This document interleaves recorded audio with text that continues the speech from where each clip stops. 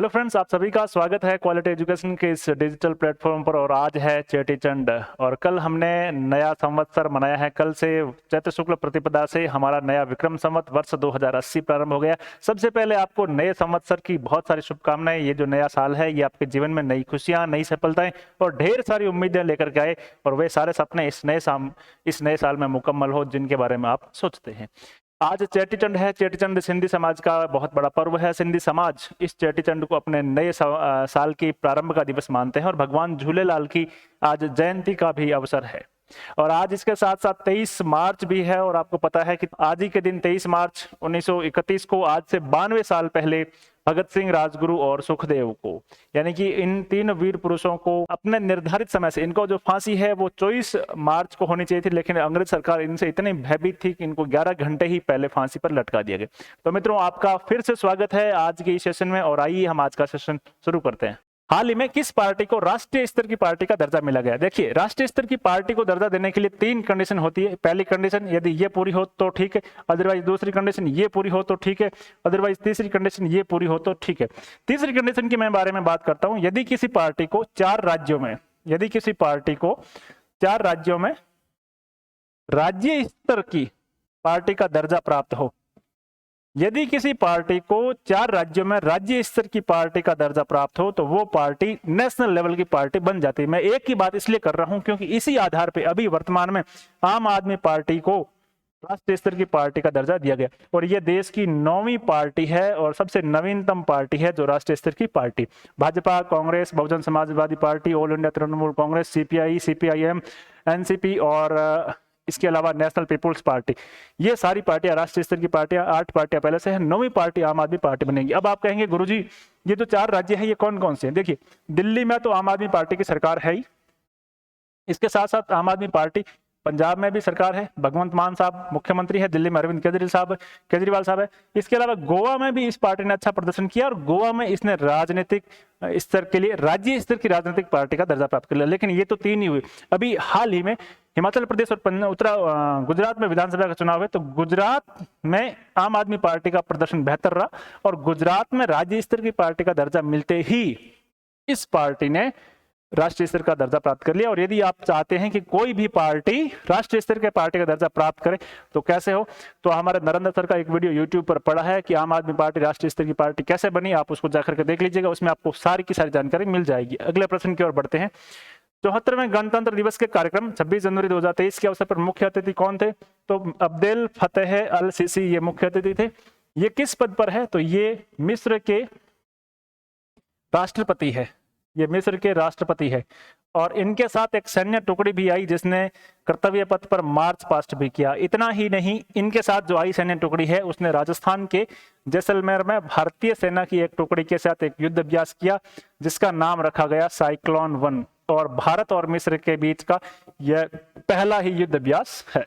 अगला प्रश्न, देश के पहले स्वदेशी ऑपरेटिंग सिस्टम, आपके कंप्यूटर में जो विंडोज ऑपरेटिंग सिस्टम है ये भारत का नहीं है। भारत ने अभी पहला अपना ऑपरेटिंग सिस्टम जारी किया है जिसका क्या नाम रखा गया? तो उसका नाम रखा गया भारोस। क्या नाम रखा गया?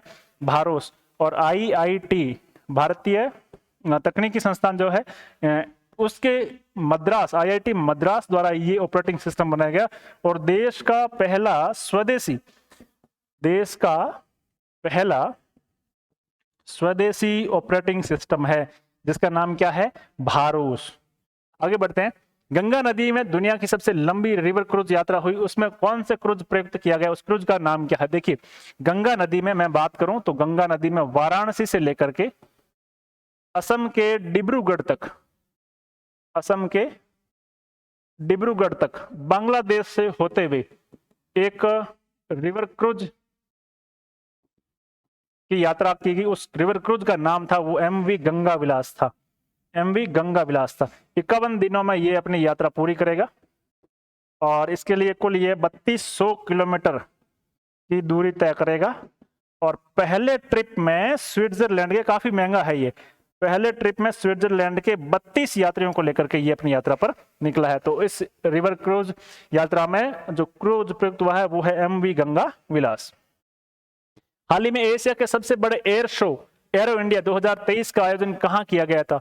तो एशिया का जो सबसे बड़ा एरो इंडिया है शो वो एरो इंडिया 2023 है और इसका जो आयोजन है बेंगलुरु के येलाहंका एयरफोर्स स्टेशन पर, येलाहंका वायुसेना स्टेशन पर इसका जो आयोजन है वो किया गया।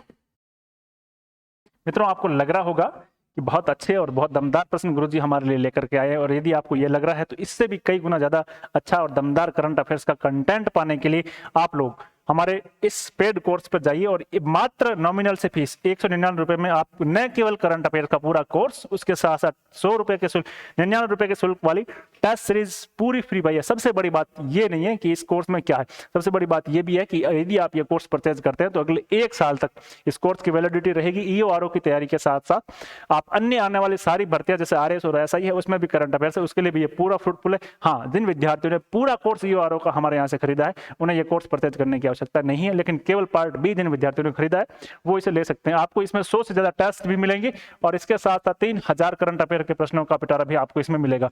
यानी कि 1 महीने के 4 वीडियो और 12 महीने के कुल 1 साल के 48 वीडियो और 2 साल का करंट अफेयर, यानी कि आपको 96 वीडियो इसमें मिलेंगे और 100 टेस्ट मिलेंगे। तो आप ये कतई नहीं कह सकते सर कि ये कोर्स महंगा है।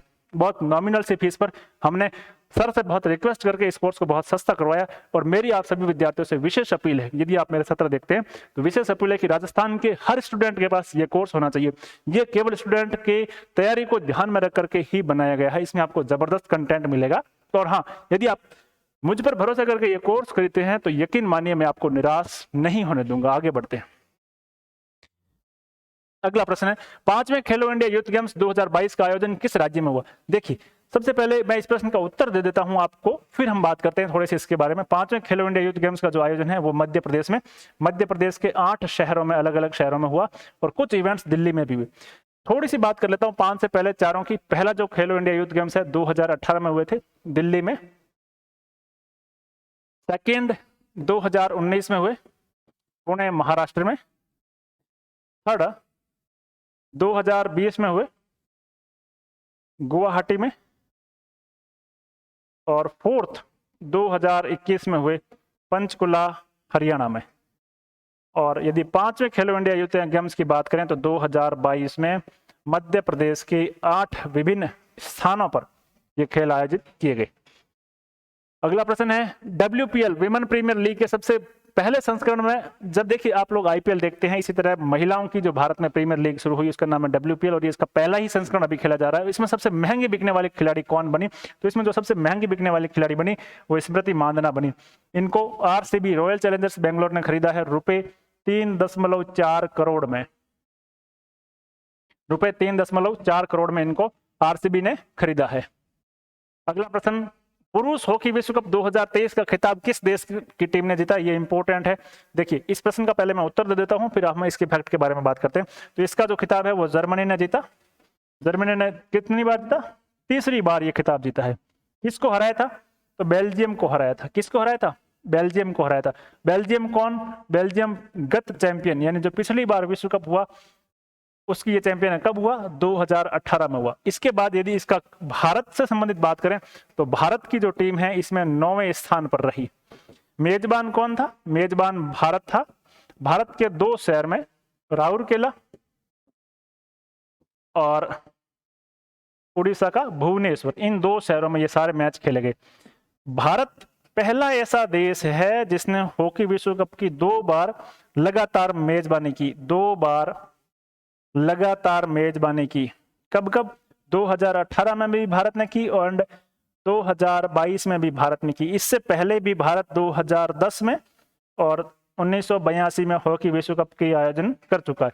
सर्वाधिक बार की यदि बात करें तो सर्वाधिक बार पाकिस्तान इसको 4 बार जीत चुका है। जर्मनी के साथ साथ ऑस्ट्रेलिया और इसके साथ साथ नीदरलैंड, ये ऐसी टीमें हैं जो 3 बार ये कप है जो विश्व कप जीत चुकी है। प्रधानमंत्री श्री नरेंद्र मोदी द्वारा 16 फरवरी 2023 को जल जन अभियान की वर्चुअली उद्घाटन कहां से किया गया? मोस्ट इंपोर्टेंट प्रश्न है, आप इसको मोस्ट इंपोर्टेंट लगा लीजिएगा और आपके एग्जाम में ये पक्का पूछा जाएगा। आबू रोड से किया गया। आबू रोड में ब्रह्म कुमारी जी संस्थान है, आप सब परिचित है इनसे। ब्रह्म कुमारी जी संस्थान है, वहां से इन्होंने वर्चुअल रूप से उद्घाटन किया है और अगले आने वाले 8 महीने में अभियान चलाया जाएगा ताकि देश के 5000 से अधिक जलाशयों का जीर्णोद्धार किया जाएगा या नए जलाशय बनाए जाएंगे।